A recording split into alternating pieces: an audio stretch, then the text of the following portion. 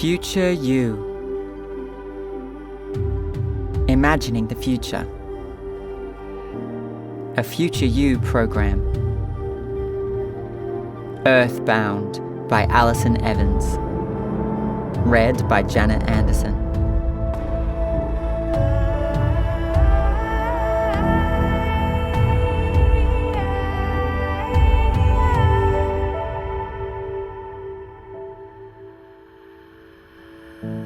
When I see Earth for the first time, it looks exactly how it does in the pictures, like a blue and white marble. As we get closer, the continents reveal themselves in shades of green and yellow. "Look, Pen, isn't it beautiful?" Dad says, leaning across me to peer out the window as we really start to descend. "It looks even better than I remembered it." "Stay in your seat." I mimic what he said to me when we first took off from Callisto 2 days ago. "Pen," he scolds, but he doesn't mean it. "Passengers, please remain in your seats until the no seatbelt sign has been switched off." The overhead announcement comes, and we grin at each other. We touch down with barely a rumble, and Dad gives me one of his significant looks. "You'll remember this forever," he says. "Dad, I know. This is our home," Dad says. I roll my eyes. "Dad, I know." I open my messages because I said I'd ping my best friend Nerida as soon as we landed, but my dev won't connect to the Earth web. I turn it off and on again, run a quick diagnostic, but nothing. "Oi, Dad, is your dev working?" He taps at the screen, then frowns. "No." "Weird. What if something is wrong at home?" I say, my heart beating faster. "The radiation wave was coming. What if something bad happened? I told Nerida I would message her as soon as we got here to make sure she's okay." Dad sighs. "They'll be okay. Remember when there was the big radiation spell when you were 7? It happens. And we knew Jupiter's radiation was going to be extra strong this week." I shudder, remembering the brownouts. But why would our devs be affected? With a knot in my stomach, we keep going. The gravity's stronger on Earth, and it takes a few steps to feel like I can walk properly. I hear the motor in Dad's wheelchair turn up a bit to compensate. "Just like I remember," he says. "Come on, let's go." He leads us away from the terminal to be welcomed to country.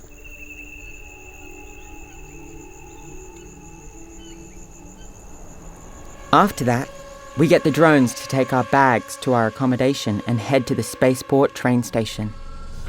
It's open to the Earth air, and it's so warm. Nothing like the perfectly conditioned air of Callisto's domes. There's no dome. I move a bit closer to Dad as I look up at the open sky, and my heart starts beating faster. It's scary, but kind of cool. And I breathe deep to relax. There are so many smells, and I don't recognize any of them. The train rails above us, and below the tracks is a carpet of green. I see a furry little animal scurrying away, and I yelp. It's the first wild animal I've ever seen. Not to mention how many insects there are buzzing around like jewels in the air. "Train's coming." The train glides up silently. Dad leads us onto it and picks a spot near the window. I sit opposite him. As we move away from the spaceport, the sky opens up, and I gasp at the blue wideness of it. The clouds are puffy and white, tall mountains of what I know is water, but I don't understand how it could be. "Southern Cross is only a couple of minutes away. That's the station in central Nam," Dad says. "The one Varley works at." As the train moves, I can't tear my eyes away from the sky. A flock of cockatoos passes by and my chest swells. I've seen them on screens, but it's different seeing them out where they're meant to be. Flying free and wild and real. Soon, skyscrapers and eucalypts block most of the sky from view, and the greenery becomes denser the closer we get to our destination. Even through the train windows, I can hear the birds calling. With all this, I wonder how home is going, quiet in the radiation wave. I try to get into my messages again, but the signal isn't being picked up. There's just a weird static in my feed. We can see if there's a patch near Barley's, Dad says when he sees me tapping at the screen. Maybe we just need to reconnect to the Earthway. That shouldn't matter. I frown. And anyway, it's the whole dev, not just messages. Look, the time's all wrong and everything. Doors open. The train empties almost completely when we get to Southern Cross, and everyone's bustling around on devs and screens, chatting to each other. As we leave the elevator, the scent of cooking fungi chips hits me and my mouth waters. I look around for Dad's cousin Barley, but V's not here yet. There are heaps of different trains, the ones that go across the continent as well as the local lines. Most of them are 2 stories. Callisto doesn't really have transport like this. The gravity means it's easier to make things hover. Barley works with the timetabling, making sure every train has a spot to park when it passes through. Why don't we get chips while we wait for Barley? Dad says. The crunch is the same, but the taste is different. Better?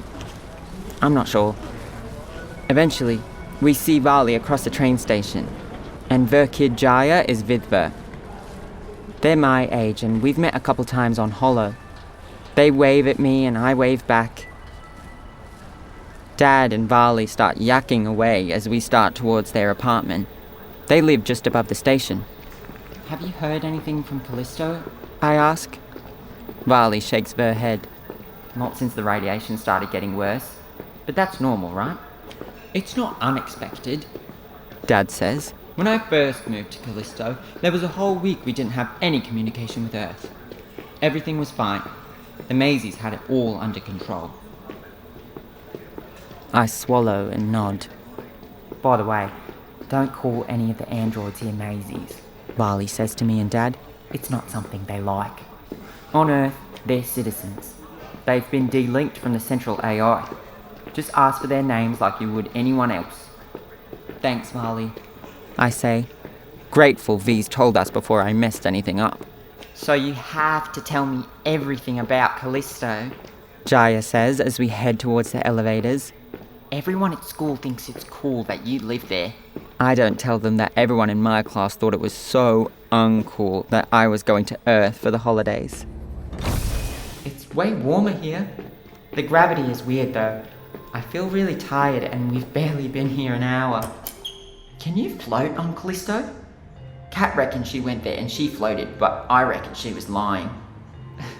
I laugh. No, we don't float. The base only has a little less gravity than here, but I guess I just didn't think I'd notice the difference. I can't wait for a coffee, Dad says as we wait in front of the elevators.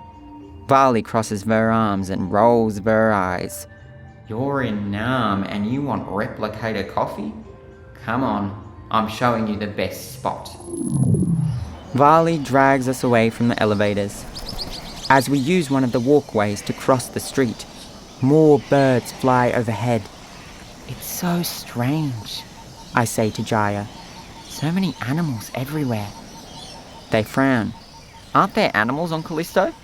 Not like this. I mean, some robos are animal-shaped, but there aren't any wild animals around. I've never seen any before today. Jaya shakes their head. That's a shame. We get to the cafe in a skyscraper covered in vines and other plants. Out on the balcony, a few birds are feeding on flowers. When our drinks come, Dad smacks his lips after the first sip. Not bad, he says. Callisto's is still better. There's nothing like hydroponic coffee beans. Barley laughs and shakes her head. I'm sure it's all true. By bedtime, there's still no news from Callisto. I tap my dev and the screen lights up with static again. I try everything. And Jaya even tries the emergency hotspot. It's like the one we have back home that everyone can access just in case the network goes down, which happens on Callisto sometimes because of the radiation. But Earth's hasn't been down since before Jaya was born, they reckon. I groan and unstrap my dev from my wrist, chucking it across Jaya's room. Do you want me to have a go? Jaya asks, their eyebrows knitted. Sure, but I think it's hopeless. I say, sighing. Is it making any weird sounds? Jaya picks the dev up off the floor. I shake my head. Haven't checked. It's always on silent. Jaya opens messages and turns up the volume as we watch the static. At first I can't hear anything, but after a moment, I think I hear something low, pulsing. Can you hear that? I whisper. Jaya turns up the volume a little. What is it? I don't know. It's sort of rhythmic, like a heartbeat, but not as regular. I can't shake the feeling that there's something else. We're missing parts of it. We're silent for a few moments, but Jaya shakes their head. Maybe our parents will know. Jaya yawns. I guess we should sleep. I say, yawning too. Dad's got a hectic schedule for us tomorrow. As I try to sleep, thinking about the sound and the static, I listen to the possums on the balcony, the chirping of bats outside. The sky's so clear and the stars are all different. I wasn't prepared for that. The trains sound a bit like the enviro stabilizers on Callisto when you're up real close, and the rhythm of that helps me drift off.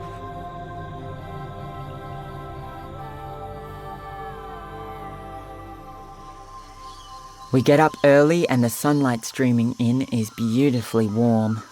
Jaya says they get their electricity from the windows. You're up early, Dad says, pretending to be shocked. I didn't even have to drag you up. Dad, I say, cheeks warming, but Jaya doesn't seem to notice. No news from home? I hope they're doing okay and wonder if Nerida's warm enough. I remember being cold when we went through the radiation burst when I was little. The radiation waves sometimes mess with the temperature regulators. It doesn't take long for the Maisies to fix, but sometimes it's a few hours. He shakes his head. Not yet. But we've got a big day of sightseeing ahead of us, he says, clapping his hands together. I've made us a schedule. I groan and make eye contact with Jaya, who giggles. My dev's making a weird noise, Dad. Is yours? When he opens his dev to the same place as mine, it's making the same rhythmic noise that sounds half empty. He frowns. Odd. Very odd. Dad drags me and Jaya around the city while Bali's at work. We go to the launching place where the Kaufman family left Earth all those years ago. Then we go to the aquarium and 3 different cafes. All the while, I'm checking my dev for any change, but it's way too loud outside for me to hear anything, and I can't tell if the static is the same or not. We're out all day until Bali messages to say we're invited to the communal dinner at the rooftop when we get back. The rooftop is a bunch of picnic tables surrounded by a garden with fruit trees and veggies growing. I trail my hand through some basil and pause. My mouth waters at the smell. It's so fresh and real. Me and Jaya scoff our food, and then they show me the telescope. It's a pretty big one, and we look up at the stars. Jaya says, Denim, one of the androids that lives in our building, showed me all this stuff, taught me all about the stars. They're working on some paintings of the sky. Sometimes they work up here. At home, Jupiter's always in the sky. It's nice to see so many stars. We can see Jupiter from here with just our eyes, did you know that? They ask, pointing. It looks like a big yellow star, but it doesn't twinkle. You see it? It takes me a second, Wow. Here. Jaya motions for me to look through the telescope, and I can see Jupiter in more detail. With more magnification, you'd be able to see Callisto. I go to take a picture, then remember my dev isn't working, so I can't send it to Nerida anyway. Take a picture for me? As Jaya points their dev into the telescope, I gasp.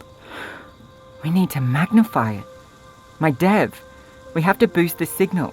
On Callisto, when there's a brownout, the Maisies boost the web stations or the scanners or whatever we need if it's important. What if my dev is receiving something but isn't powerful enough to display it properly? Something from Callisto. I don't know if it's really a signal, but I have a hunch. We should ask Deneb. They know way more about tech stuff than anyone I know. They might know what to do. Jaya sends them a message. They're on duty at the station, so we get permission from our parents to go down to meet them. An owl flies overhead. The station's lit dimly so that birds know it's nighttime, but enough that we can see where we're going. We pass rows of rural trains waiting in their homes. One of them will be crossing the continent. As we walk the width of the station, metro trains pass us above and below the walkways. Jaya introduces me to Deneb when we get inside the office, and I show them my dev. They scan it, but shake their head. I think you're right. It is some kind of signal, Deneb says, but maybe we need something to help it amplify it. Do you think it's because it's from Callisto? I ask. The same thing is happening to my dad's dev as well. That could be possible. They frown. Do you know any androids from Callisto? Maybe they could help. Deneb looks at the clock displayed on the window.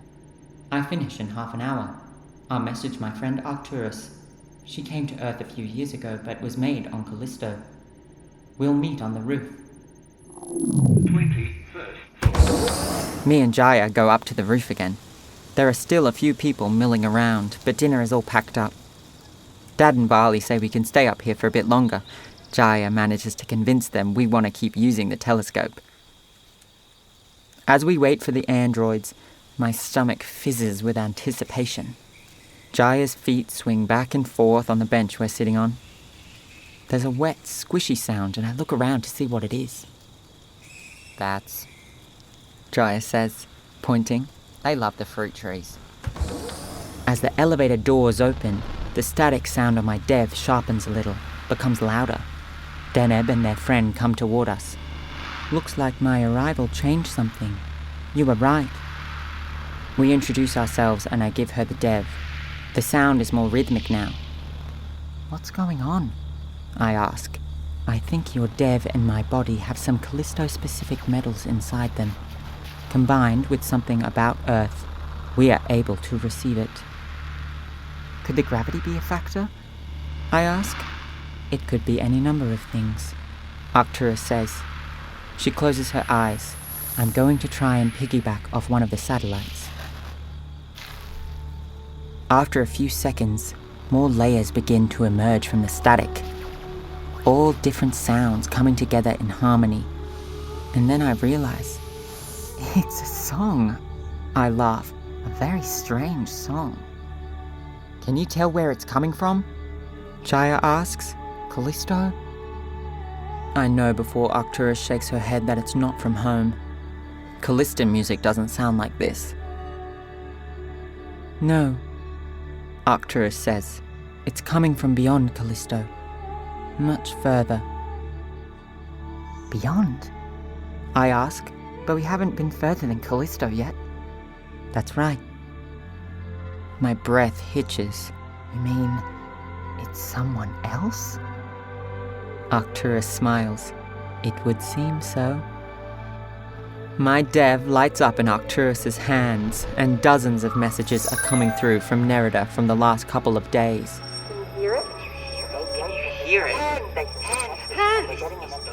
The word time for you to go on holiday. The radiation in some of the stations was detected, and we're getting a message from somewhere near Sirius. That's light years away. I look up at the stars above, and there are thousands, with so much space between them. How many solar systems, galaxies, beings are out there? Whoever they are, I think, they sent us a gift in the form of a song. For now, we listen.